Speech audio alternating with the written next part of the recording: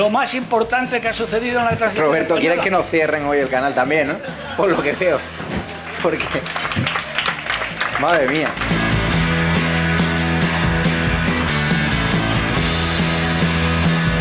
Mi obsesión, y lo digo abiertamente, es expulsar a esta gente del gobierno. Mientras que no los expulsemos, España seguirá siendo el peor país en gestionar una pandemia, el peor país en una crisis económica, el peor país. Y la única forma que tenemos de evitarlo es echar a esta gente.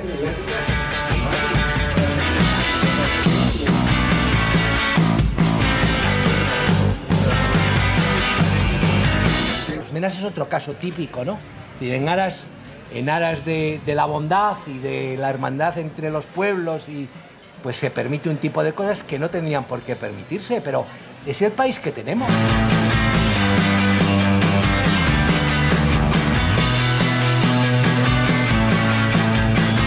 Pero no me gusta para nada muchísimas cosas que he dicho. Por eso está en estado de alarma, porque si yo solo tuviese a personas que piensan como yo, pues sería un programa muy aburrido y no construiríamos nada. Desde la diversidad y la libertad de expresión es cuando llegaremos a los consensos, si no será imposible.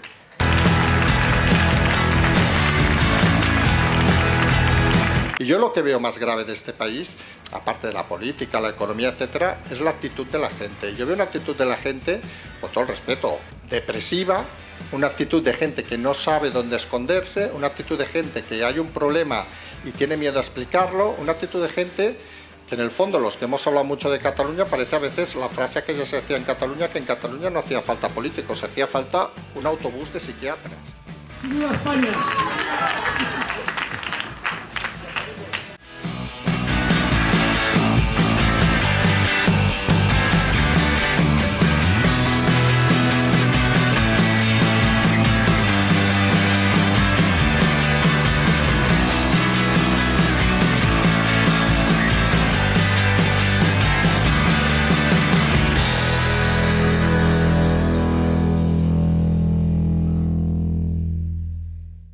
Muy buenas noches, espectadores de Estado de Alarma. ¿Qué tal se encuentran? Nosotros estamos bien, encantados con vuestra aceptación.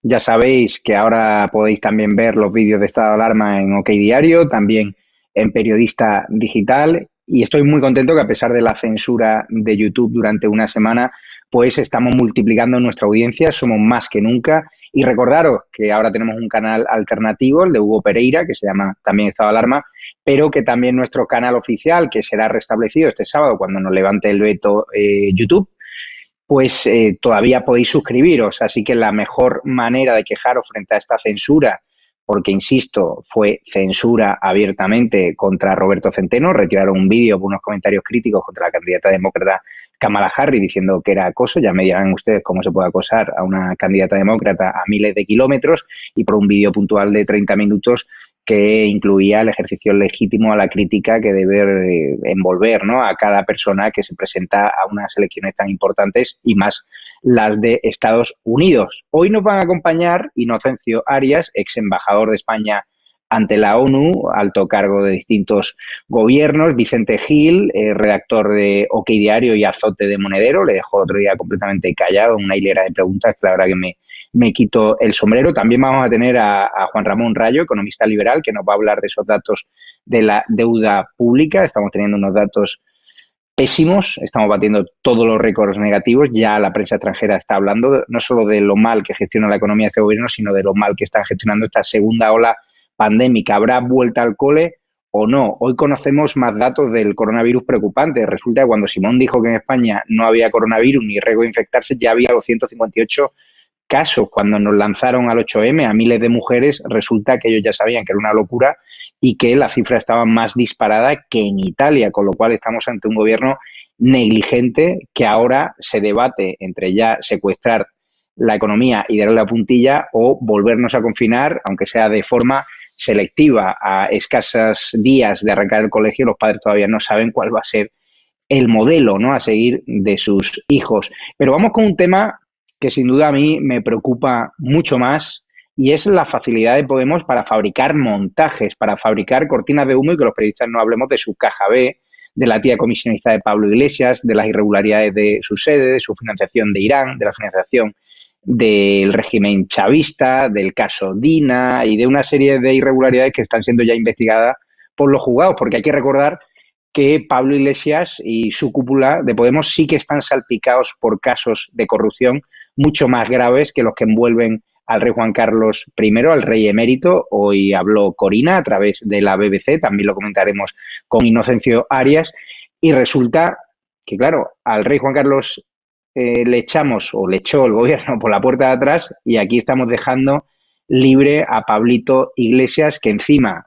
para tratar de desviar la atención, se fabrica a él o su equipo o quien sea un relato victimista de que sufrieron acoso en Asturias por una pintada que ahora hay mucha especulación en torno a las redes sociales de que esa pintada no pueda ser ni siquiera de ahora, la pintada de Coletas Rata. Hablan de que fue de hace unos años de un ciclista al cual también llamaban Rata. Lo contará incluso Alfonso Usía en su columna de las 12 de la noche de hoy. Con lo cual, estamos ante un montaje, es toda una fabricación burda de lo que fue realmente una pintada contra Iglesias, pero que no implicó un acoso real, porque para acoso tienen las imágenes de Cristina Cifuentes siendo escracheada por los perdedores de presa de Pablo Iglesias, o Rosa Díez, o Vox en Sestao, y ellos dijeron que era ketchup. En cambio, vemos que aquí por una simple pintada, que parece ser que ni siquiera atravesaba por la carretera que tenía que seguir Pablo Iglesias para llegar a esa residencia de un colega suyo, pues resulta, bueno, un colega suyo que ahora dice que no es suya, Enrique Santiago, el exabogado de la FARC, resulta que este comunista, ayer le pillamos con el carrito de helado, dijimos que esa casa, que él se vanaglorió de que era suya, pues cuando sacamos que no la había declarado en su declaración de bienes ante el Congreso de Diputados, salió en tromba a atacarme, a atacar a Voz Populi, a atacar a Es Diario, que hicimos los deberes, fuimos a la declaración del Congreso de Diputados y vimos que no figuraba entre esos bienes esa casa.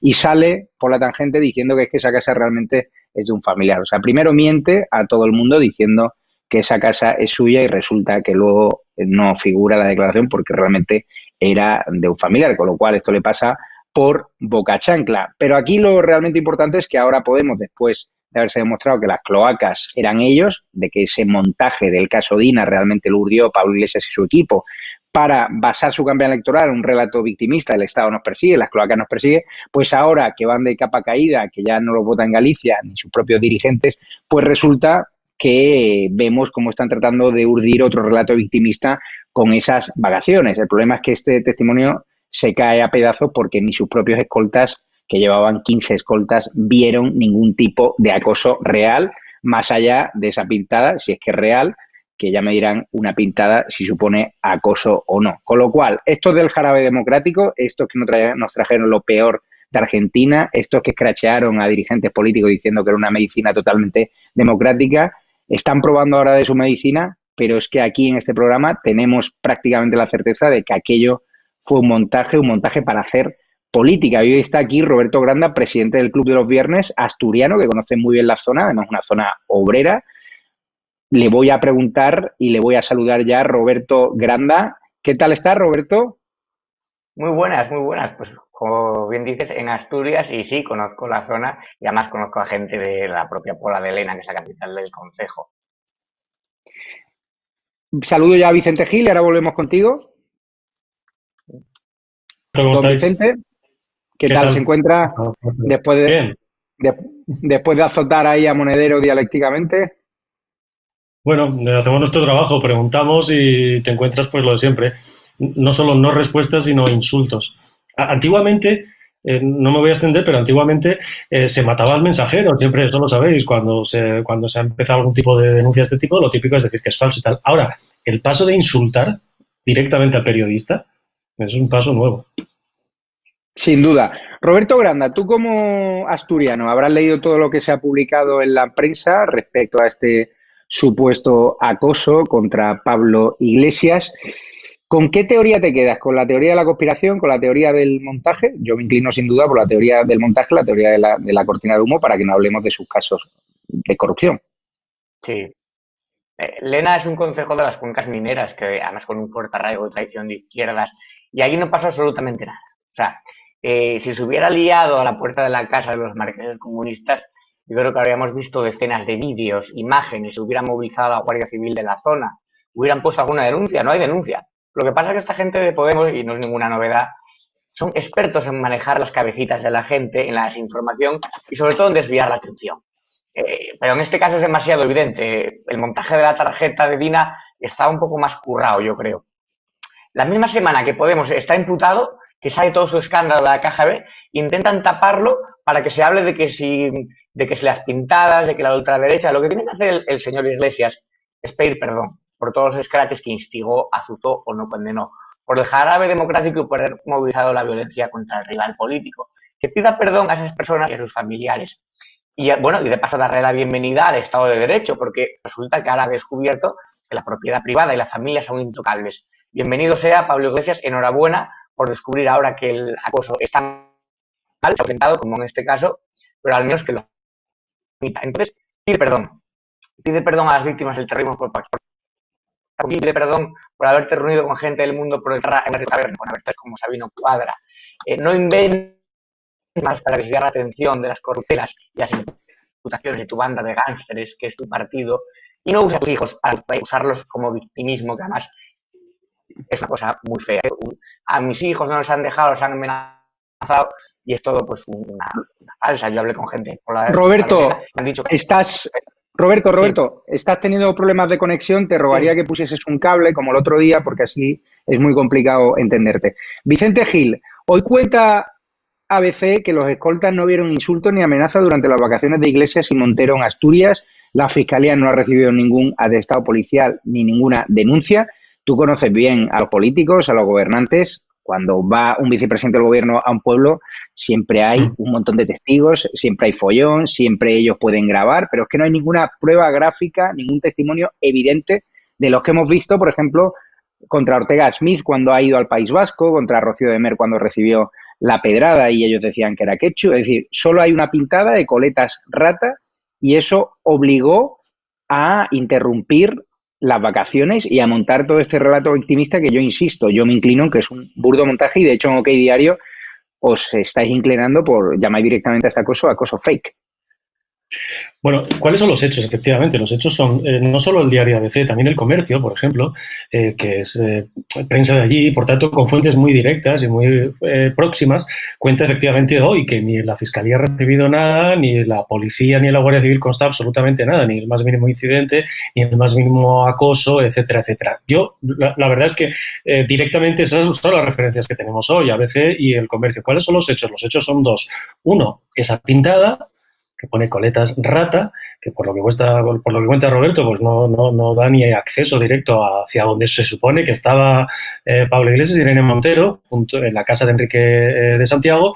Y dos, bueno, pues que en redes sociales se había dicho y se había, digamos, dado la ubicación de dónde estaban pasando ellos las vacaciones. Bueno, yo no soy partidario de hacer scratches a nadie absolutamente, y lo vuelvo a repetir, eso está claro, ¿no? Pero sí que es verdad que, bueno, pues, vicepresidente del gobierno, como tú dices, cuando incluso en vacaciones de forma más discreta, pero lleva, como es natural, su protección y su seguridad. Y no hace falta tampoco dar la localización, a mí no me parece bien, pero no hace falta tampoco dar la localización, porque si Pablo Iglesias está en un pueblo relativamente pequeño de Asturias y se va a pasear por allí, etcétera, etcétera, pues todo el mundo va a saber tarde o temprano, como con cualquier personaje público que está allí. Quiere decir que tampoco hace falta decir por redes sociales que está en tal sitio o en otro. No lo sé, habrá que verlo. Y desde luego, si al final resulta que es un montaje fake, pues será una vez más, una forma, como decía Roberto, de distraer la atención. La semana en la que él todavía no ha dado explicaciones de la imputación de su partido, por una supuesta caja B, de la imputación, todavía no ha dicho, por ejemplo, qué va a hacer con Juanma del Olmo. Es que Juanma del Olmo es un alto cargo de Moncloa. Juanma del Olmo es director de Estrategia y Comunicación de la Vicepresidencia Segunda. Es un señor que está cobrando y está imputado. Y ahí sigue en su cargo. Como que va a hacer con el tesorero y con la gerente del partido. Y no han dado ninguna explicación sobre todo esto, ¿no? Entonces, si esto resulta al final, bueno, pues que no hay nada, pues es que nos han engañado a todos. Nos han montado un supuesto scratch que no ha existido, porque realmente lo único que no consta que haya ido nadie allí a acosarles, o sea, una pintada pone Coleta Rata y un sitio que parece que no es ni acceso a eso. Entonces, bueno, pues habrá que verlo, ¿no? Así que yo creo que si es así es muy grave, pues que nos tomen el pelo, que se inventen supuestos scratches, además gente que efectivamente, yo insisto, yo no estoy de acuerdo con nada de todo esto, pero es que esto lo trajeron ellos aquí a España, esto no existía aquí en España. Y ellos, antes de la constitución oficial y formal de Podemos, porque decía el otro día Moneda, no, es que el scratch a Cifuentes era en 2012. Bueno, vosotros en 2012 no teníais cuentas de Twitter, no hay registro de las cosas que decíais, no hay Facebook, no había... Claro que había y sabíamos perfectamente lo que opinabais de eso, del jarabe democrático, de que los poderosos sientan lo que siente la gente, el acoso. Estamos hablando de situaciones como la que vivió, pues... Cristina Cifuentes, que le escupieron por la calle, le insultaron, la rodearon, tuvo que refugiarse en un restaurante. Nada que ver, desde luego, con otras situaciones en las que, yo digo, desde mi punto de vista, completamente condenables también, no me gustan, pero estás en la puerta de una casa simplemente protestando y ya está. Pero no nada que ver con eso. O cuando a Begoña Villacís, embarazada prácticamente ya de 9 meses, le montaron un escrache. Ahora que hablas de Cristina Cifuentes, vamos a ver la que lo organizaron los perros de presa de Pablo Iglesias de Podemos a la exdelegada del Gobierno y expresidenta de la Comunidad de Madrid hace tan solo unos años. Esto sí que fue un escrache de verdad y lo demás son tonterías.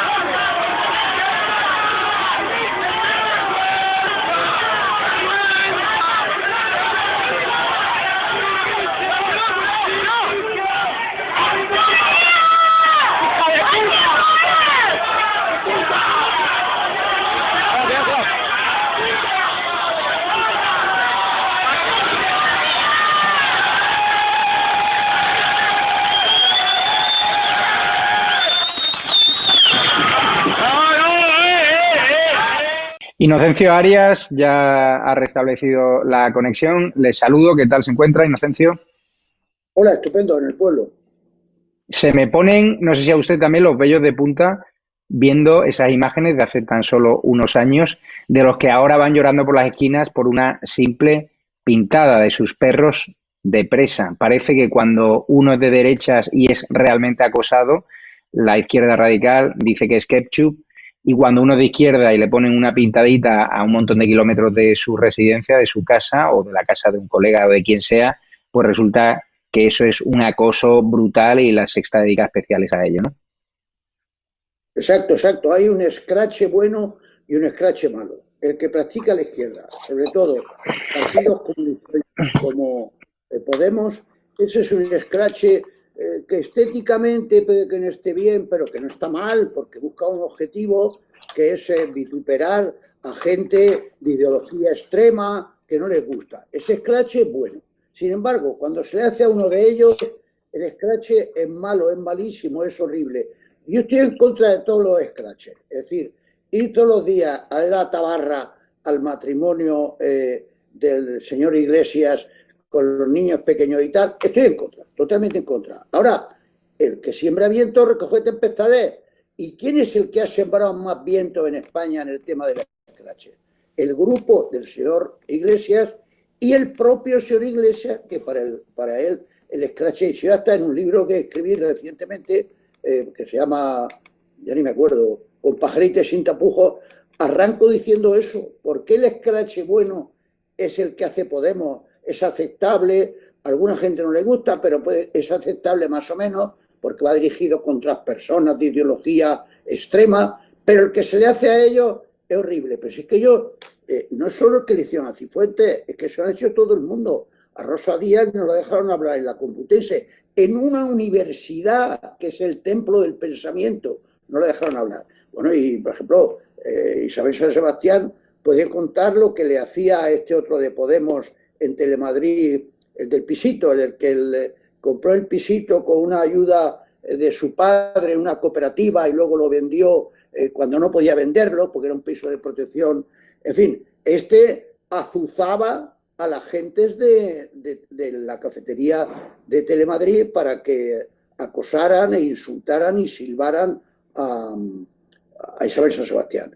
Los de Podemos son increíbles. Repito, estoy en contra de cualquier escrache. No me gusta que se eche de un pueblo a Pablo Iglesias, a su mujer, porque se le hace la vida imposible, porque le gritan en su casa, si es verdad que le han gritado. No me gusta. Ahora, que ellos se quejen, pero hombre, una persona que tiene en su casa ahora mismo 6 u 8 coches de la Guardia Civil, y lo he visto varias veces porque tengo un pariente que vive 2 calles más allá, este era el señor que decía que le encantaba ver que le pegaban un golpe en la cabeza a un Guardia Civil, y ahora, sin embargo, está encantado de tener 6 o 8 coches de la Guardia Civil cuando otros no tienen ninguno. Yo cuando fui presidente del Comité Mundial contra el Terrorismo en la ONU, que me dirigió en la ONU, yo no tenía ningún coche en mi puerta, tuve que protestar. Hasta había un guardia que estaba de vez en cuando por ahí y había desaparecido. Y él, sin embargo, tiene una cohorte de guardias y el hombre que dijo que no le importaba ver que se le abría la cabeza.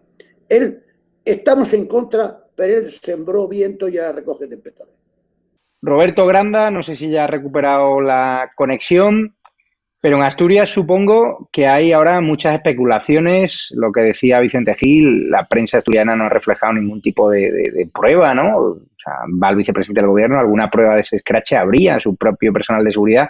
Incluso hay una tuitera llamada Silvia Sanz, que es seguidora del programa, que incluso dice que esa pintada es de hace unos años, que se ha retocado con Photoshop. Y Alfonso Usía nos dará más detalles porque Alfonso cuenta que, o me ha contado esta mañana, que bueno, que esa pintada va en contra de un ciclista que tenía los dientes como una rata. Luego nos dará más detalles.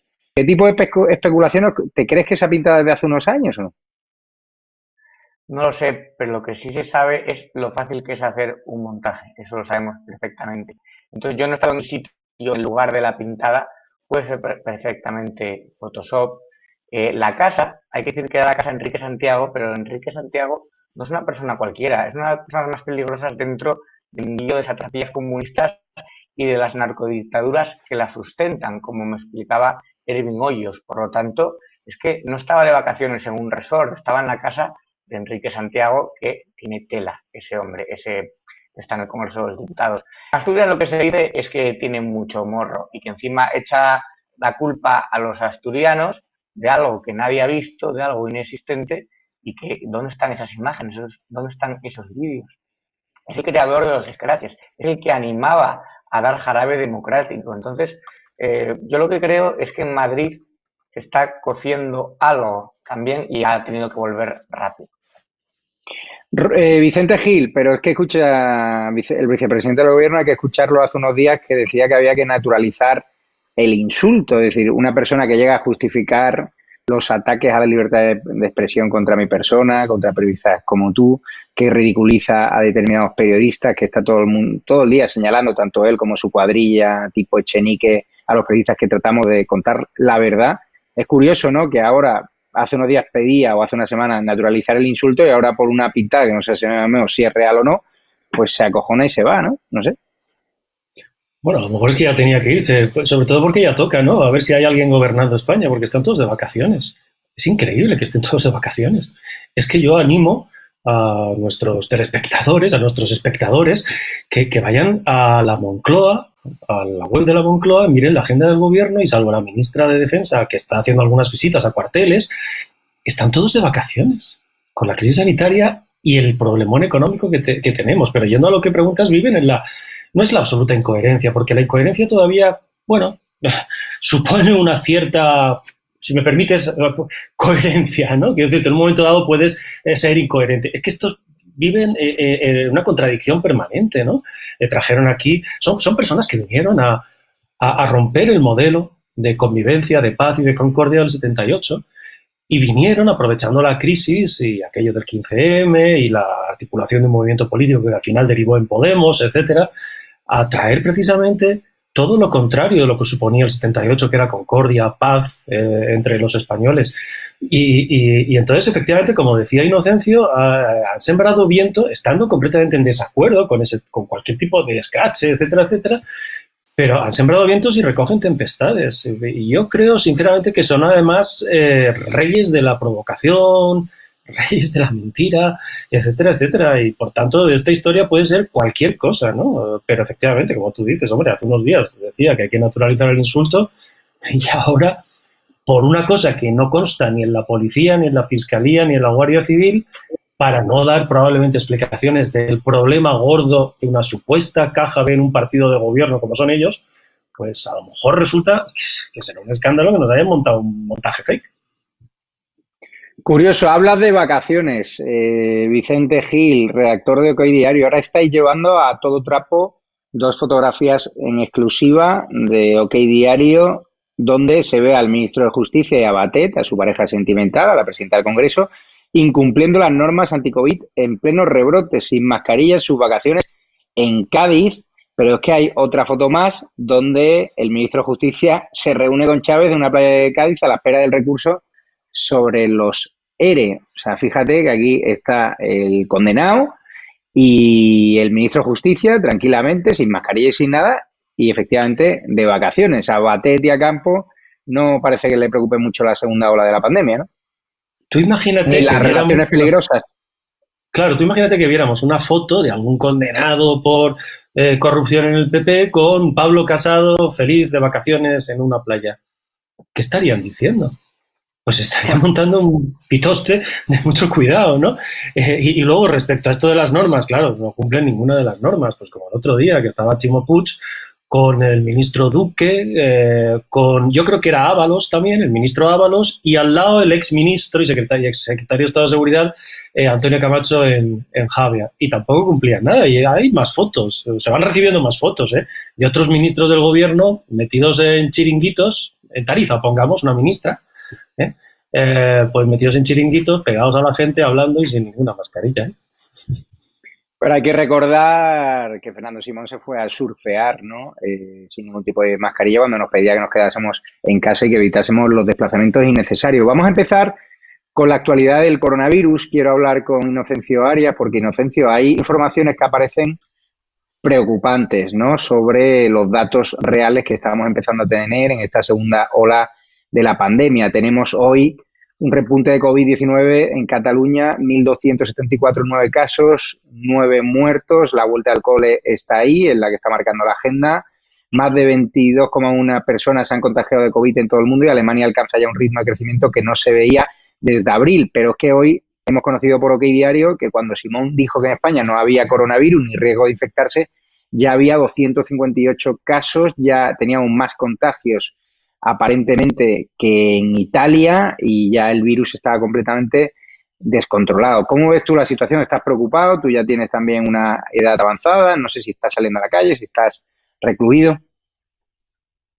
Yo salgo a la calle de vez en cuando, estoy en un pueblo pequeño, muy simpático, pero voy salgo con mascarilla y cualquier cosa que hago, si voy a un restaurante, que he ido 2 o 3 veces en el mes que llevo aquí, pues por eso estuve con mascarilla, me pongo una mesa aparte, etcétera. Estuve en un concierto, pero estábamos los espectadores a 2 metros uno de otro y solo podían entrar 60 personas, creo. O sea que estamos guardando, pero yo creo que aparte de la torpeza y la mediocridad en la actuación del gobierno, por ejemplo, Simón, es que es un personaje de novela, un personaje patético, porque parece un señor que es buena persona, parece un señor que es honesto, pero luego ha mentido, o mejor dicho, ha faltado de verdad en momentos clave. Al principio de la pandemia, pues él dijo 2 o 3 cosas que estaba claramente faltando la verdad. Y la frase aquella de que no le importaría que su hijo fuera a una manifestación, cuando la famosa y nefasta manifestación del 8 de marzo, pues es una frase que descalifica a cualquier... La pandemia ahora mismo se está causando, por terminar, está causando menos muertes, pero sin embargo están aumentando los contagios en muchos países del mundo, incluso en algunos que estaban relativamente inmunes. Ahora, lo funesto de esto, lo curioso, lo trágico, es que nosotros estamos a la cabeza de todos los índices negativos, en la cabeza del mayor número de contagios, a la cabeza del mayor número de parados, a la cabeza del el mayor número de pequeñas y medianas empresas que se van a quedar en la cuneta y no van a poder volver a abrir. Seguimos siendo los terceros o los cuartos del mundo en muertes por el coronavirus por cada 1.000.000 de habitantes. Entonces, aquí hay algo raro, aparte de la torpeza y mediocridad del gobierno y la mentira del gobierno, porque un gobierno que miente en el tema de los expertos, que miente en el tema de las muertes, es una cosa patética. Pero aparte de eso, yo creo que hay una minoría de españoles, pero que son bastantes miles, que no están cumpliendo las reglas, que unos practican el botellón, otros tienen reuniones familiares de 15 personas sentándose en la misma mesa, porque no se explica solo que esto sea a causa del gobierno. Y hay algo de nosotros que una mayoría de los españoles ha sido disciplinada, pero una minoría no está siendo disciplinada. Pero fíjate, Roberto Granda, que el gobierno rechaza ahora actuar contra el COVID-19 con el triple de casos que cuando confinó a toda España. Hay un dato que acorrala al gobierno de Sánchez, que es que el 8M, la pandemia ya era peor en España que en Italia. Está la vuelta al cole a la vuelta de la esquina. El protocolo para la vuelta al cole de Isabel Celaá, la ministra de Educación, no incluye ni siquiera ninguna de las medidas que los sindicatos exigen a Ayuso, porque los sindicatos escolares solo atacan a Ayuso como si ella fuese la única responsable de organizar la vuelta al cole, como si esto no implicase a otras comunidades autónomas. Y estamos viendo que incluso la Isabel Celaá diseñó el protocolo de vuelta a las aulas cuando los contagios eran 23 veces menos, con lo cual ese protocolo que tenga ahora el gobierno no va a servir para nada. Sí, que seamos el país con peor índice de fallecidos no es casualidad. No es porque estemos en la línea Tokio-Nueva York y esas sandeces calvistas de Carmen Calvo. Es porque es la peor gestión posible en el peor momento posible. Y esto nos está costando miles de vidas. Es algo espantoso. A mí me crea la necesidad de que tienen que pagar por la vía legal, por la vía judicial, quiero decir, pero tienen que pagar. Este gobierno es una incompetencia que raya en lo criminal, sin ningún tipo de prevención. No hay protocolo básico para volver a las aulas, algo con lo que pueda guiarse a las comunidades autónomas. Es terrible. Y con Fernando Simón, ese sociópata que humilla a los muertos con ese desprecio que hace del sentido común. Vicente Gil, tienes en tu entorno a personas que trabajan en la docencia, en colegios. ¿Crees que es arriesgado facilitar la vuelta al cole de los niños? Hemos visto cómo la presidenta de la Comunidad de Madrid está empeñada en ello, cómo hay manifestaciones o huelgas convocadas, cómo hay profesores a favor, profesores en contra, padres a favor, padres en contra. Y la única realidad es que la vuelta al cole está ahí a la vuelta de la esquina y no sabemos nada. Pues esa yo creo que va a ser el gran test, la vuelta a Madrid de toda la gente que está fuera, porque la ciudad, por lo menos en el entorno en el que estoy yo, está bastante vacía, y luego la vuelta al colegio, la vuelta a los trabajos, etcétera, etcétera, etcétera. Bueno, yo creo que esto es de nuevo el mismo problema que tenemos con la crisis sanitaria, con la crisis económica y con la cuestión educativa, la falta absoluta de liderazgo por parte del gobierno. La ministra Celaá, yo creo que no ha visto un aula en su vida. Es una señora que está completamente ausente y que en los consejos interterritoriales de educación que ha tenido en los meses pasados, y sobre todo durante el estado de alarma, a mí me iban contando desde dentro lo que pasaba y la conclusión de esta señora era pues, que cada uno haga lo que quiera. Y hemos llegado a estas fechas de agosto y nadie sabe nada. A mí me llama la atención, de todos modos, que solamente se le monte una huelga a la presidenta de la Comunidad de Madrid, cuando yo tengo la costumbre desde hace muchos años de repasar no solo la prensa nacional, sino la prensa regional, y tú repasas la prensa regional y la inquietud de profesores y de padres ante la vuelta al colegio no es un problema estrictamente de Madrid, es un problema generalizado. Y sin embargo solamente le montan una huelga aquí a la presidenta de la Comunidad de Madrid. No sé, igual tiene que ver con la caja de solidaridad esa que dice Podemos, que viene por ahí, que servirá para algo, digo yo. Y te quería preguntar, además hay contradicciones, porque cierra las discotecas, los locales de ocio nocturno, criminalizando a todo el sector, es decir, cierra las discotecas que incumplan las normas, porque ahora resulta que los chavales se van a hacer botellones, se van a villas a hacer fiestas ilegales y todo se dispara. Es decir, había locales de ocio nocturno que no cumplían las medidas de seguridad y otros que sí, pero directamente cierras todo el sector. En cambio, mantienes abiertos los prostíbulos. Tercer brote en un prostíbulo, 1.600 abiertos por no ser ocio nocturno. ¿Qué sentido tiene esto, Vicente? Son contradicciones. Es que nada tiene sentido, Javier. Sinceramente, nada tiene sentido. Simplemente se ha dejado hacer. Simplemente desde el mes de febrero vamos por detrás del virus y por detrás de la crisis económica Y durante el estado de alarma nos sometieron, cuando llegaron a la situación desesperada, sin haber hecho nada, de forma negligente, durante el mes de febrero, como hicieron otros países, y durante la primera quincena de marzo, pues durante el estado de alarma tampoco hicieron nada, encerrarnos de la peor forma. Ya entonces, en ese momento, claro, era absolutamente necesario, pero encerrarnos de la peor forma durante los meses que nos encerraron y luego decir que había que estar hasta julio. Y como el resto de países iban por delante del virus y de la crisis económica y ya se habían presentado como destinos libres de COVID turísticos en países de nuestro entorno y muy similares, pues entonces improvisaron la desescalada y dijeron, pues vale, ahora nos pasamos la pelota y nos vamos de vacaciones. Y esto es lo que ha pasado, ¿no? Entonces, esto de los prostíbulos pues no tiene ningún sentido, como no tiene dramáticamente sentido nada. Y decía Inocencio, claro, es que no sé, simplemente, ¿qué somos? ¿La España de los aplausitos, esos de los 8? ¿O somos esta España? Yo creo que mayoritariamente la gente se ha portado bien y está concienciada. ¿O somos esta España que vemos en televisión? Yo creo que hay una parte también de propaganda en el hecho de intentar culpar a la gente de lo que pueda ocurrir en el futuro, de los rebrotes. Para un gobierno simplemente está ausente completamente del liderazgo que debería tener.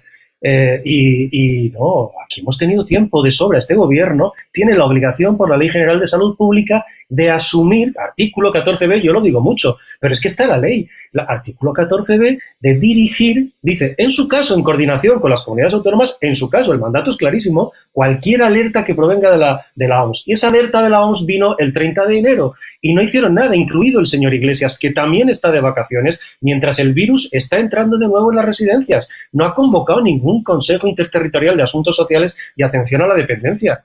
Este señor está completamente desaparecido de las residencias, absolutamente. Entonces, pues, por lo de los prostíbulos, pues es otra cosa más, y completamente incoherente, porque no hay ningún liderazgo, y los médicos lo han dicho 30 profesionales que ayer presentaron su propia hoja de ruta multidisciplinar, y lo dijeron las sociedades, 9 sociedades, las más representativas de la profesión médica en España, dijeron, no hay liderazgo, absolutamente, y lo que viene en septiembre, o se toman medidas ya en serio, o va a ser otra catástrofe. Esa es la realidad. No, hoy estaba en Ya Mediodía, además ha salido el debate de estos negacionistas que están como una cabra, es decir, lo que se están manifestando, porque tú puedes estar a favor o no del uso de la mascarilla, pero tienes que saber que negar la pandemia no estar, bajo mi punto de vista, muy cuerdo, ¿no? Porque la pandemia es una evidencia científica, que luego es cierto que yo tengo mis dudas respecto al uso o no de las mascarillas, porque hay doctores que dicen que sí, otros que no, hay otros países que no obligan a su aplicación, pero lo cierto es que quien ha creado este caldo de cultivo ha sido el gobierno, lanzando mensajes contradictorios. Ahora no la mascarilla porque no sirve de nada. Meses después que sí. Los test rápidos no sirven para nada. Los test rápidos ahora sí sirven para algo. Es decir, esos mensajes contradictorios lo que están provocando es incertidumbre en la población. Y luego vienen estos falsos gurús, estos estafadores, y claro, convencen a mucha gente que ya no confía en las autoridades sanitarias porque han cometido muchos errores y muchas negligencias. Entonces, ¿cómo van a confiar en el gobierno si les han mentido tantas veces? Pues viene cualquiera y se lleva y crea una comunidad de fieles que son negacionistas. Y ahora hay un problema serio, claro. Fíjate, dos cosas respecto a esa manifestación. La primera, desde la delegación del gobierno se dejó caer, se filtró, que es que ellos en el escrito de convocatoria habían dicho que era una convocatoria por la libertad, etcétera, etcétera. Bueno, todo el mundo sabía perfectamente, y el señor Franco, delegado del gobierno en Madrid, sabía perfectamente de qué iba la manifestación y lo que iban a hacer los manifestantes. Es más, el señor Franco nos consta que tenía informes no solo policiales, sino informes médicos desaconsejando, por razones de salud pública, y puede hacerlo, yo creo que puede hacerlo, prohibir esa manifestación en los términos en los que se produjo, como al final se produjo. ¿En qué estaba el señor Franco el domingo? Pues en dar una entrevista al País para sugerir una moción de censura contra Ayuso, pues estaría distraído con todo eso, pero no haciendo su trabajo, que es lo que debería hacer el señor Franco, que se está cubriendo de gloria como delegado del gobierno. Pero fíjate, hablabas tú de eso, claro, dices, en una sociedad los bulos han existido siempre, ¿no? Y bueno, oye, cuando antes se colgaban, se ponían en el foro romano, pues la posibilidad de difusión era muy mínima y a lo largo de la historia eso ha existido siempre. Ahora coges esto y haces ¡pum! Y lo cuelgas inmediatamente a millones de personas. Esa falta de liderazgo tiene que ver con líderes creíbles ante la sociedad, con líderes que no mientan, con líderes que crean además en la autoridad y no un vicepresidente del gobierno que dice que disfruta viendo cómo le pegan a un policía, ¿no? Porque eso rompe la cadena de autoridad y rompe el carácter ejemplar que tiene que tener cualquier tipo de autoridad. ¿Qué pensará un chaval oyendo a un vicepresidente diciendo que disfruta, como viendo que pues yo también voy y le pego a un policía, porque si lo dice el vicepresidente del gobierno será que está bien, ¿no? Pero es que esa Ley General de Salud Pública, que en el artículo 14b dice lo que dice, en el mismo artículo 14, pero punto H, dice que corresponde al gobierno, cuando hay una alerta, 30 de enero, de la OMS, la coordinación de los mensajes dirigidos a la población. Esto es un bulo constante. No, pero esto no está pasando desapercibido, Inocencio Arias, usted que es ávido consumidor de la prensa internacional, porque la verdad que leer la de aquí pues siempre tiene la sospecha de que esté controlada por el gobierno, por esas subvenciones. Resulta que Bloomberg y medios internacionales de mucho prestigio ya están situando a España como un auténtico desastre. Claro, ¿quién va a invertir aquí? Los fondos de inversión se están yendo, los fondos inmobiliarios se están yendo, pero claro, ven que ni siquiera hay una ley para controlar la ocupación. Es decir, la crítica a Sánchez ya está viniendo de medios muy serios, de medios económicos. ¿Qué dice la prensa internacional por ahí? ¿Y crees que esto afecta a la economía española también? Yo te diría eso, que aún no apuntan, no dan nombres, es decir, no mencionan el señor Sánchez lo está haciendo mal, pero sí hablan de España y de su gobierno. Y sin mencionar nombres, no puedes abrir un periódico extranjero o una televisión extranjera o una agencia como Bloomberg, que tú bien has citado, sin que nos coloque en la cola o mejor dicho, en la cabeza de lo malo y en la cola de lo bueno. Ya hablan ya hasta del abandono escolar en España. No eres un periódico en el que en el titular no aparezca Italia y Bélgica y Perú los que tienen más muertes. Y luego en otro, España, Perú y Bélgica los que tienen más muertes. Luego el día siguiente otro dice, el Estados Unidos el paro aumenta al 10%, pero en España al 19%. Es decir, la prensa internacional ve las cosas bastante más claras de cómo las presenta el gobierno aquí. El gobierno aquí, como ha embaucado a muchos españoles, sorprendentemente a muchos españoles, cosa que un partido de derecha no podría hacer después de lo del número de muertos, el 8 de marzo, etcétera, etcétera. Este gobierno ha sido capaz de embaucar a muchos españoles, pero claro, no embauca a los extranjeros. Tú hablas con un diplomático extranjero y te dice inmediatamente, Inocencio, tu gobierno o su gobierno, Inocencio, no tiene credibilidad. Y esto es colectivo. Cuando la Universidad de Cambridge publicó aquella clasificación de cómo se había gestionado la pandemia en los 33 países de la OCDE o de no sé qué, o de los más desarrollados del mundo, nosotros éramos el 33, en otras cosas estamos con Bélgica, en otras cosas, pero estamos siempre en la cabeza de lo malo. Y que este gobierno ahora mismo no tiene que recibir al extranjero, le mirarán con detenimiento a la hora de dar las ayudas. Con todo, el acuerdo que se llevó en Bruselas no establece un veto, eso es para el gobierno. No hay un veto para darte el dinero. Hay un examen, una inspección, y entonces te pueden parar, pero no hay un veto. Pero desde luego nos van a estar observando porque el gobierno ha perdido la credibilidad en el terreno sanitario y en el económico, por supuesto. Pero, Roberto Granda, tienes al presidente del gobierno, como decía Vicente Gil, más preocupado por las mosquiteras que por esta segunda ola de la pandemia, de vacaciones, a diferencia de sus homólogos europeos. Y tienes a un cacique en Vigo, Abel Caballero, que ha saqueado, según denuncia el PP, los ahorros de muchos ayuntamientos, saltándose el consenso municipalista en la FEMP, con su voto de calidad, pues lo tiene celebrando que va a poner más luces que en Nueva York, ¿no? En las Navidades, como si eso fuera la principal preocupación. Encenderemos 10 millones de luces LED. Esa es la preocupación del alcalde socialista de Vigo, del cacique. Yo creo que estos alcaldes y políticos populistas no sé realmente lo que están pensando. Utilizan siempre en términos políticos, piensan en su popularidad, en qué les va a servir de cara al electorado, pero no piensan en las personas. Es lo mismo que pasa con los políticos que están de vacaciones. Ellos van a lo suyo y no piensan ni en la salud pública ni en el derroche de gastos y de dinero. Los prostíbulos, por ejemplo, que estaban abiertos, pues bueno, En el PSOE de Andalucía tienen bastante experiencia en eso, por ejemplo, gastándose el dinero precisamente en prostíbulos y en cocaína. Ahora hace un derroche aquí de luces navideñas.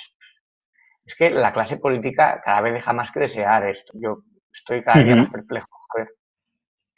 Hoy ha sido la Junta Directiva del Partido Popular, Junta Directiva plácida para Pablo Casado, hoy, ¿no? Porque ya después de la decapitación de Cayetana Álvarez de Toledo, Vicente Gil, los varones están más contentos, el vicesecretario Teodoro García Egea está más contento, el secretario general, perdones, el número 2, que ha sido el que ha instigado, el que ha impulsado, ¿no?, esta caída de Cayetana, que para mí la forma en la que se ha gestionado ha sido un error, porque yo creo que Cayetana es un activo para recuperar, al menos para un error si yo fuese un dirigente del Partido Popular, para recuperar esos votantes de Vox. Ahora en Vox ansían, ¿no?, que llegue Cayetana, pero lo cierto es que hoy Pablo Casado, después de ver a Cayetana cómo le atacó, cómo le acusó de renunciar a esa guerra cultural que es fundamental, robarle a la izquierda la supremacía en el lenguaje, en la cultura, ¿no?, esa lucha contra el feminismo radical, esa lucha contra lo políticamente correcto, pues Cayetana dice que al señor Casado no le interesa para nada. Pero lo cierto es que Pablo Casado hoy podría haber ido al ataque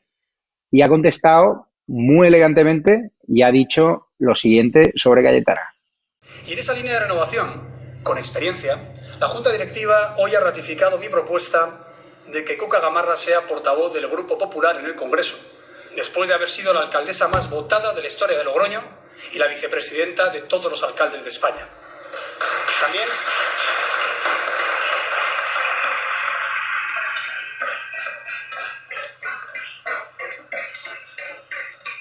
También se ha aprobado la de Ana Pastor como vicesecretaria de Política Social, después de haber sido subsecretaria de 4 ministerios, ministra de Fomento, ministra de Sanidad y presidenta del Congreso.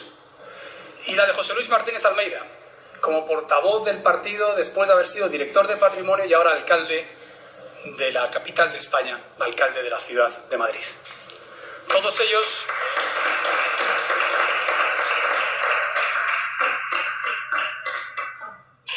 son una referencia de cercanía, humildad, eficacia, credibilidad, coherencia y solvencia. Enhorabuena a todos ellos y al resto de incorporaciones, como el flamante alcalde de Badalona, Xavi García Albiol, como nuevo presidente del Comité de Alcaldes. Y muy especialmente quiero agradecer al anterior portavoz su trabajo durante las últimas 2 legislaturas tan complejas para España. Gracias por todo, Cayetana. Esta será siempre tu casa y puedes contar conmigo para lo que quieras. Vicente Gil, leyendo las filtraciones que se están produciendo por ambos lados, ha sorprendido este discurso elegante, porque hay que recordar que ayer aparecía en OK Diario, ¿no?, filtraciones que yo imputo a Génova de revelaciones de esa conversación, que Cayetana es cierto que fue la primera en saltársela, esa conversación privada en Génova de 3 horas con Pablo Casado, donde Pablo Casado le dijo que no iba a ser para nada el vicepresidente de Sánchez, e incluso decían que Cayetana estaba a favor de votar la eutanasia, ¿no?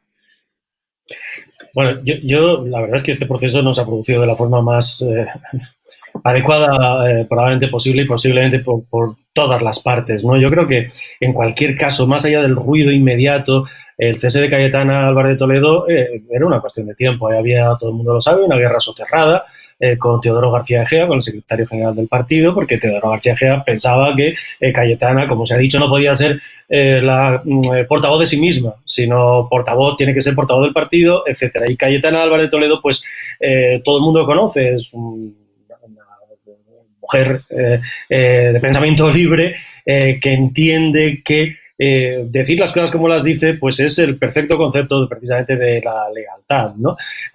Y sí que es verdad que yo creo que la entrevista del domingo en el diario El País se produce cuando yo creo que ella ya ve que es cuestión de horas. De hecho, en OK Diario se había publicado la noche anterior que era cuestión de horas el cese de Cayetana. Y luego respecto a estas cosas que luego reparte la gente carnés de la moderación, y quién es moderado, y ahora vuelve la moderación.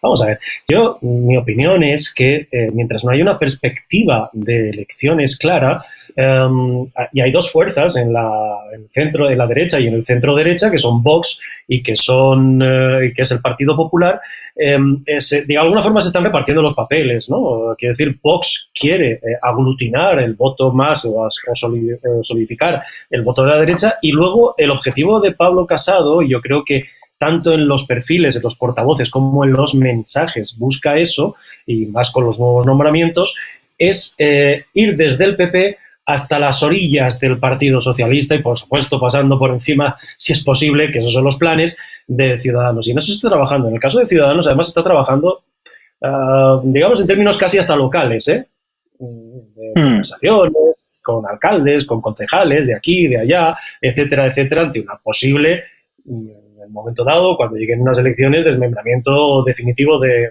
Ciudadanos. Pero yo creo que es los dos espacios que Vox y el PP se están repartiendo. Otra cosa será cuando lleguen las elecciones, y cuando lleguen las elecciones veremos si eso sirve para desalojar un gobierno o si, por patriotismo, los dos tendrían que ir juntos. Yo eso lo veo completamente imposible, pese a que las relaciones, yo creo que Santiago Abascal con Pablo Casado son mucho mejores de lo que a algunos les gustaría. Inocencio Arias, te veo triste después de la decapitación de Cayetana Álvarez de Toledo. Usted, que siempre se ha declarado fan incondicional de Cayetana, de su inteligencia, de su saber estar y de su oratoria, ¿o estoy equivocado? No, yo creo que era la mejor portavoz que podía tener el PP. Lo que ocurre es que corren otros vientos y dentro del PP ella caía mal. Veremos si Casado se ha equivocado o no se ha equivocado. Lo ha parcheado muy bien, lo ha parcheado y ha cerrado el tema muy bien, porque ha nombrado a 3 personas muy buenas. Almeida es una figura actualmente, es un magnífico gestor, es un tío simpático, conoce las leyes, en la pandemia lo ha hecho muy bien, y es un tío honrado. O sea que, y luego los otros dos que han nombrado, la señora Pastor y Cuca Gamarra, son, la señora Pastor lo ha demostrado también, es eficacísima gestora, también honesta, etcétera, etcétera. La señora Gamarra, también buena alcaldesa. Ahora bien, si uno le hiciera una encuesta hoy, no entre los militantes furibundos del PP o los cuadros del partido, sino entre los votantes reales o potenciales del PP, el descabalgar a Cayetana Álvarez de Toledo no ha caído tan bien como nos quiere hacer creer el PP. Cayetana Álvarez de Toledo, aparte que es una... No hablemos ya de que es una intelectual, una señora culta, eso importa poco en términos electorales, pero es que era la que en el Parlamento podía desnudar literalmente a cualquier persona de la oposición, hombre o mujer. Lo refutaba con una contundencia de los cuales la señora Gamarra, que es una buena política y que a mí me cae bien, pero no creo que sea capaz. Ella, ¿quién está más contento hoy en día con que le hayan cortado la cabeza a la izquierda radical? ¿Quién será? Aparte de Teodoro, ¿quién son los que están contentísimos con la operación? Está contentísimo la vicepresidenta del gobierno, está contentísimo el líder de Podemos, la mujer del líder de Podemos, etcétera, etcétera. Está contentísimo el catalán este Rufián. Eso está contentísimo. ¿Por qué? Porque en el Parlamento no les daba tregua, los desnudaba. Por lo tanto, veremos. A largo plazo puede que esto haya sido una buena medida. Si fueran las elecciones pasado mañana, Casado habría metido la pata. Sin duda. Roberto Granda, muy brevemente, resulta que hoy en Ciudadanos ha habido marejada, el partido que apostaba por las primarias, resulta que han quitado un plumazo a Lorena Roldán, esa candidata que ocupó el puesto de Inés Arrimada cuando se fue a Madrid a dar el salto a la política nacional, una decisión que yo no entendí porque ella fue la líder más votada y hay muchos votantes que ahora no confían en Ciudadanos, porque claro, si eres la que más votos sacas y ni siquiera planteas una opción de gobierno, pues no tiene mucho sentido que te voten. Resulta que esta candidata, ¿no? Lorena Roldán, no gustaba mucho, no tenía mucho foco mediático, como que no ha cumplido, y además hay una foto que le perseguía que es en la diada, porque participó en la diada. ¿Qué te ha parecido esta sustitución por Carlos Carrizosa, que es un veterano, hombre fiel de Inés Arrimadas, y si te ha sorprendido? No me ha sorprendido mucho, pero no entiendo algunas decisiones de Ciudadanos en los últimos tiempos. Un partido que se creó para combatir el nacionalismo y los populismos identitarios, promover la igualdad entre ciudadanos, valga la redundancia, y se le ha ido tanta gente importante que está desangelado. O sea, creo que la gente como Girauta, por ejemplo, no están hechos para los partidos políticos, al menos los actuales. El servilismo que te exige, el pensamiento único, la falta de discrepancias internas, cosas como la disciplina de voto, pues alguien que es un libre pensador o que tiene una personalidad fuerte choca con las estructuras de un partido político al uso. Y eso puede ser también lo que le pasó a Cayetana. Ciudadanos está yo creo, buscando su rumbo, a ver si en esas rimadas lo logra reconducir. Vicente Gil, hay titulares en la prensa económica muy preocupantes. Claro, el tema de la deuda histórica, el hundimiento del PIB, vienen tiempos duros, ¿no? Supongo, ¿no? Vienen tiempos duros. Fíjate, solamente sobre Ciudadanos, hay más manejada interna de Ciudadanos de la que parece. Ahí hay varios varones, digamos, intentando hacer oposición interna a las dos personas en las que ha dejado Inés Arrimadas durante su baja maternal partido en sus manos, y que son José María Espejo y Carlos Cuadrado. Y ahí hay varios varones y hay chats internos de Ciudadanos que arden, y no digo más, ¿no? Y eso incluye a varios varones muy conocidos de varias comunidades autónomas con cargos institucionales. Bueno, pero yendo a lo de la economía, sí, efectivamente, claro que sí. Por eso es que es poco ético, en mi opinión, como ciudadano, y poco estético que esté todo el gobierno de vacaciones. Es que... sí, mira, pero fíjate lo titular, importante. La deuda pública sube en 32.000 millones de euros en junio y marca un récord histórico. No hay botes verdes. 880.000 personas continúan en ERTE en España el 14 de agosto. El ocio nocturno en pie de guerra para salvar 200.000 empleos. Mira, y suma a esto, por ejemplo, los datos que hemos conocido oficiales, que los ha dado el propio ministro de Inclusión, Seguridad Social e Inmigraciones, José Luis Escrivá. El famoso ingreso mínimo vital que solicitaron oficialmente 700.000 personas. Bueno, pues lo han concedido a exactamente 3.966 personas, o sea, a menos del 1%. Eso significa que, bueno, que hay 700.000 personas que consideran que estaban dentro de de las condiciones condiciones, por tanto, muy difíciles para solicitarlo, ¿no? Lo han rechazado a 20.000 personas porque su renta no llegaba a eso, y por tanto estamos hablando de 700.000 personas que creen que necesitan el ingreso mínimo vital, de 880.000, como tú has dicho, que siguen en un ERTE. Y eso, bueno, es un bálsamo, pero es un engaño, porque son ERTEs que, vista la actividad económica que hay, visto cómo va la temporada de turismo, ahora mismo se van a convertir, si no se prorrogan, tarde o temprano en ERES y en paro. La previsión mínima es el 25% del paro. Mínima, porque hay gabinetes de estudio que tienen previsiones peores, ¿no? Y entonces, claro, decías tú lo de la deuda, claro, y están todos de vacaciones. Yo lo siento insistir con esto. Es que no se comprende. Es que no se comprende que estén todos de vacaciones. ¿Dónde está el señor Garzón? La señora Calviño. ¿Dónde están todos? De vacaciones. Sí. Y la gente en su casa sin poder tener dinero ni para irse de vacaciones o yéndose al pueblo o la gente que está peleando con su bar, con su tienda para intentar sacarlo adelante, pero que no sale adelante. En mi entorno, de mi barrio, la cantidad de sitios que están cerrando, se alquila, se traspasa, se alquila, es dramático y están de vacaciones. Pues vamos a escuchar al economista liberal al cual hemos entrevistado, Juan Ramón Rayo, que nos va a contar por qué es tan peligroso este dato de la deuda pública que implica en nuestra economía real, esos datos del ERTE, y cuándo llegará el real cataclismo económico, si lo vamos a ver en septiembre, en octubre, o si ya estamos en mitad de una quiebra económica sin precedentes, y si no va a haber brotes verdes, por mucho que desde el gobierno a partir de septiembre intenten ver en cualquier indicador esperanzador, nos intenten colar esa mentira que nos coló Zapatero de que todo iba bien hasta que tuvo que venir el PP a evitar el rescate. Vamos a escucharlo y volvemos a plató. Ya estamos con Juan Ramón Rayo, economista liberal. ¿Qué tal estás, Juan Ramón? ¿Qué tal? ¿Cómo estamos? Muy bien. Muy bien. Me gustaría preguntarte por ese dato que apareció hace un par de días del incremento de la deuda pública hasta llegar a los 32.000 millones de euros por el COVID-19 en junio. ¿Y esto qué va a implicar en la economía? Porque, claro, salieron un montón de titulares y mucha gente se lleva la mano a la cabeza, pero en términos reales, ¿qué nos va a suponer, no? Bueno, a ver, dentro de lo que cabe entra en lo previsto. La previsión es que este año terminaremos con una deuda pública en torno al 125% del PIB, después de este incremento, que en la primera mitad del año fue de casi 90.000 millones de euros, estamos en el 110.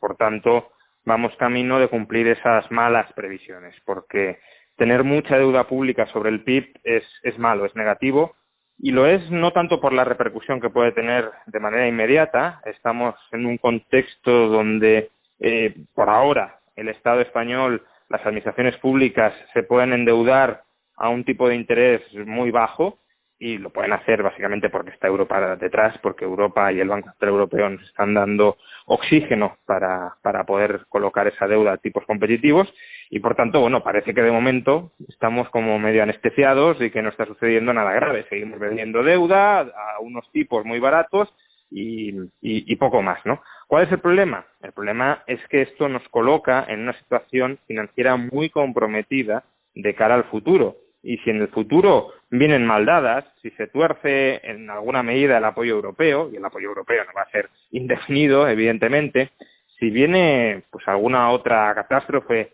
que ahora mismo imprevista, ya sea catástrofe sanitaria o ya sea una crisis económica que requiera mucha más acumulación de deuda, estamos ya en un punto, en unos niveles de difícil sostenibilidad futura, y por desgracia este gobierno no tiene, al menos no que conozcamos, absolutamente ningún plan para reequilibrar y para dotar de holgura y de sostenibilidad financiera a las finanzas públicas españolas.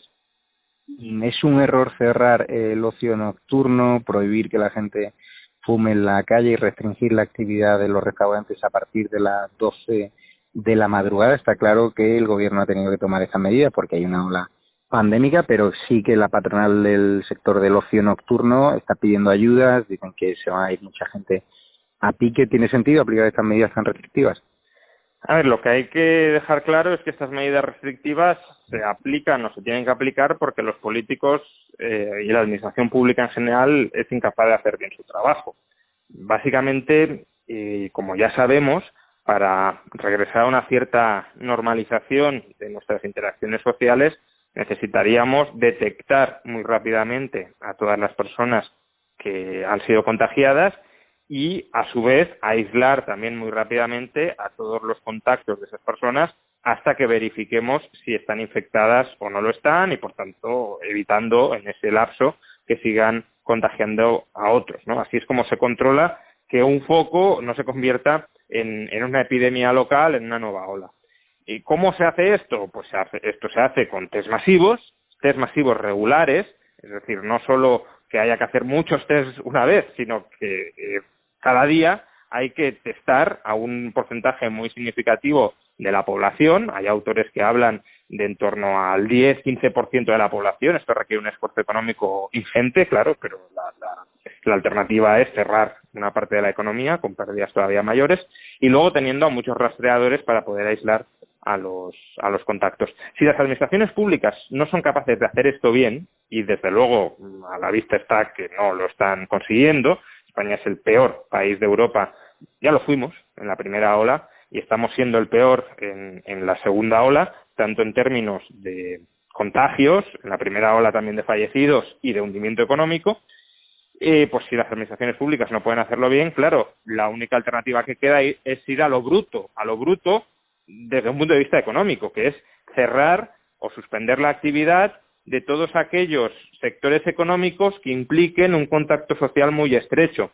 Insisto, esto no debería ser indispensable, esto debería poder ser evitable, pero para que fuera evitable necesitaríamos, como os digo, que las administraciones públicas hicieran su trabajo. Si no lo hacen bien, pues claro, la única forma de evitar la segunda ola es que la gente no se relacione de manera muy cercana, muy estrecha en aquellos ámbitos como los bares, los restaurantes, las discotecas, donde se producen esos contactos. Y por tanto, digamos que la incompetencia y la negligencia política se transforma en pérdidas económicas extraordinarias para este sector económico. ¿Cuánto puede incidir el cierre del ocio nocturno, la restricción de la actividad a los bares, anticipar la hora de cierre al PIB, a la economía?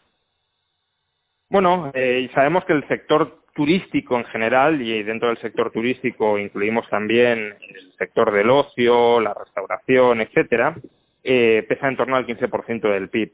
Durante la primera ola, que fue, al menos hasta ahora, ha sido muchísimo más dura de lo que está siendo esta.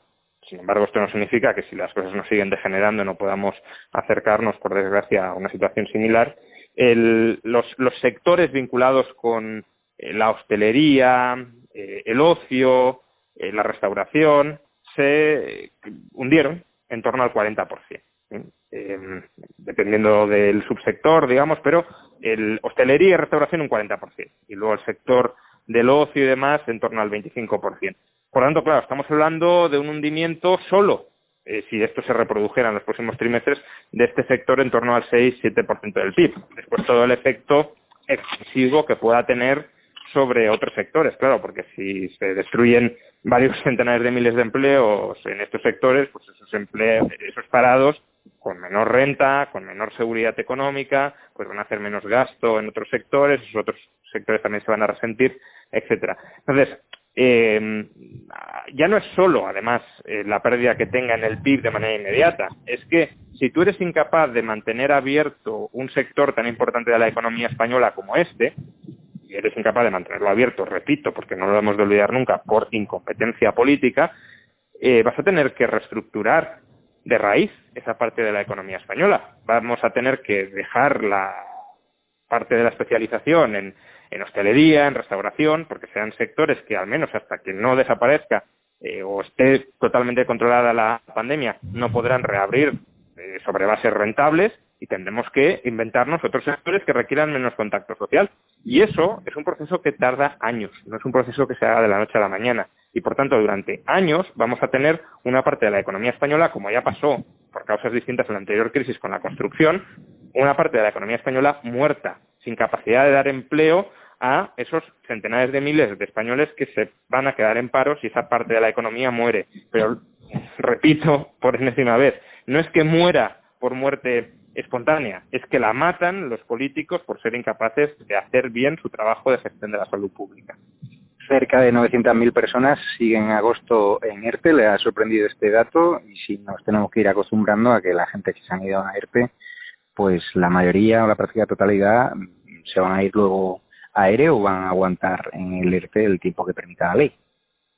Bueno, el ritmo de personas en ERTE se ha venido reduciendo de manera bastante importante, ¿no? Llegó a estar por encima de los 3 millones a finales de abril, el 29 de abril, fue el peor día de los ERTE, y desde entonces ha venido cayendo, y además el ritmo no se ha ralentizado mucho. Lo que pasa es que sabemos que esa reducción va a estar acotada, y es lógico que muchos trabajadores que estaban en ERTE, conforme la economía se ha reabierto, pues hayan salido del ERTE. Otra cosa es que, como decías, una vez se cumplan los 6 meses de prohibición del despido después del ERTE, pues haya nuevas reestructuraciones de la plantilla, porque habrá muchas empresas que hayan terminado muy debilitadas y que no tengan capacidad para sostener tanto volumen de empleo. De momento, digamos que existe esa congelación del despido, no de la suspensión de la relación laboral, que es el ERTE, sino del cese ya permanente de la relación laboral.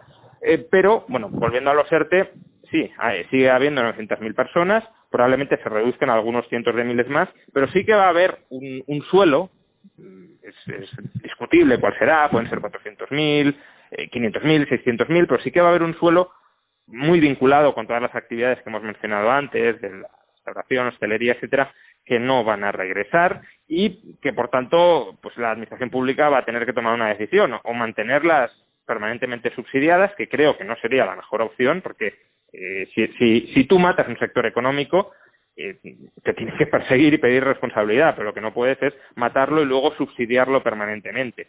Entonces, habrá que tomar esa decisión, o se lo subsidia permanentemente o se abre la puerta a que se reestructuren y se busquen nuevos sectores, la creación de nuevos sectores económicos, y en esas me temo que vamos a estar.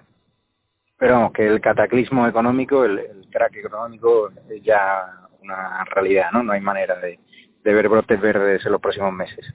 A ver, yo creo que la retórica del gobierno en los próximos meses va a ser una retórica muy broteverdista y que sí que va a haber datos que aparentemente acompañen esa retórica. ¿Por qué? Pues porque el tercer trimestre del año vamos a experimentar un crecimiento económico, a pesar de estos rebrotes o de esta segunda ola, que va a ser histórico. ¿Pero por qué va a ser histórico? Por un mero efecto rebote. Es decir, aunque la economía se mantuviera prácticamente muerta al nivel del segundo trimestre, experimentaríamos crecimiento económico. Es decir, imaginemos que en el segundo trimestre, ¿no?, la economía cae de 100 en el primero a 60 en el segundo. Bueno, es que aunque nos mantuviéramos al mismo nivel de actividad que el segundo, que es evidente que no es así, porque la economía ha vuelto a echar a andar, un poco al menos, pues si estuviéramos en 60 igualmente en el tercer trimestre, no caeríamos nada, nos mantendríamos en un crecimiento del 0%. Es decir, que manteniéndonos en el peor momento de esta crisis, la economía no caería más, estaría en el cero. Si luego recupera algo, pues imaginemos que pasa de 60 a 90, que aún así es una caída del 10% con respecto a comienzo de año. Bueno, pues eso sería un crecimiento del 50%, ¿no?, que parece muchísimo, pero que enmascara, como digo, esa caída del 10% desde comienzos de año. Entonces, vamos a ver un crecimiento relativamente intenso, histórico incluso, en el tercer trimestre del año, como también habrá habido una reducción, ya lo hemos hablado, de las personas en ERTE, pues creo que el gobierno durante los próximos meses nos venderá esa retórica de todo está yendo muy bien, estamos ya relanzando la economía, esto es imparable, pero lo que no hemos de olvidar es que esto va a ser una crisis especialmente sectorial, que va a afectar a algunos sectores como restauración, hostelería, que si no controlan la pandemia y no la están controlando, no van a volver en la globalidad en la que estaban antes. Y por tanto va a haber un punto en el que esa parte de la economía no va a resurgir, la famosa V asimétrica. La V asimétrica que el propio gobierno nos vendía significa que al principio sí, nos recuperamos rápido, pero luego nos estancamos, luego ya no hay más recuperación. Y el tema es a partir de qué momento ya no va a haber más recuperación. Es decir, ¿cuál va a ser la caída estructural de la economía española este año y el año que viene? ¿Un 10, un 15, un 8? En todo caso, caídas de este calibre son caídas brutales. En la anterior crisis económica, la caída conjunta fue del 6-7%. Estamos hablando de que solo en un año habremos caído más que en toda la anterior crisis económica y que además no hay visos de remontar. Pues muchísimas gracias, Juan Ramón Rayo, y los detectores de estado de alarma, síganle en sus redes sociales y en su canal de YouTube, que es bastante interesante y siempre va a contracorriente. Muchísimas gracias. Muchas gracias a vosotros. Pues ya despido, Vicente Gil, ya habéis escuchado a Juan Ramón Rayo, no hay ningún tipo de razón para el optimismo, vienen tiempos duros, viene tiempo de conflictividad social, el presidente sigue de vacaciones, aunque ya sabe cuando vaya a matar las cañas, pues le van a recibir con mucho abucheo. Hoy ha habido una noticia importante, que es que la policía ha detenido a ese sinvergüenza, ese delincuente rumano que agredió a una pobre señora en un portal, y eso es un problema de que tenemos una ley muy suave con estos delincuentes que además tenían antecedentes, y 3/4 de lo mismo con los ocupas. Tenemos una ley, y así lo digo abiertamente, que favorece al delincuente y que no protege prácticamente en nada al hombre que paga sus impuestos, al hombre civilizado, y hay un montón de casos, con lo cual me alegro muchísimo. Un fuerte abrazo a esa señora y espero que este señor se coma unos cuantos años de prisión, que en la realidad, con la ley en la mano, el juez le dejará en libertad en unos días y si no al tiempo. Muchas gracias, Inocencio Arias, muchas gracias, Roberto Granda, muchas gracias, Vicente Gil, y no se vayan los espectadores de esta alarma, porque en breve, dentro de unos minutos, Cristina Seguí va a entrevistar a 2 personas muy vinculadas con el mundo de docente para hablar de si es seguro o no esa vuelta al cole, y a las 12 de la noche la gran columna de Usía, que nos va a contar a quién realmente iba dedicada esa pintada contra Pablo Iglesias. ¿Era Pablo Iglesias o a un ciclista de la Vuelta a España hace unos años al cual apodan el Rata? Muchísimas gracias a todos, y recordar, en la tienda pueden comprar camisetas como esta, tenemos nuevos modelos para mujeres, Estado de Alarma TV Shop, Estado de Alarma.tv Shop, así que pueden comprarlas ahí, y recordar, apóyennos en Patreon, en la comunidad de YouTube, así que muchísimas gracias por vuestro apoyo, y vamos con todo, con determinación, vamos a intentar acabar con este gobierno desde la verdad y de la información. Muchísimas gracias a todos, os queremos.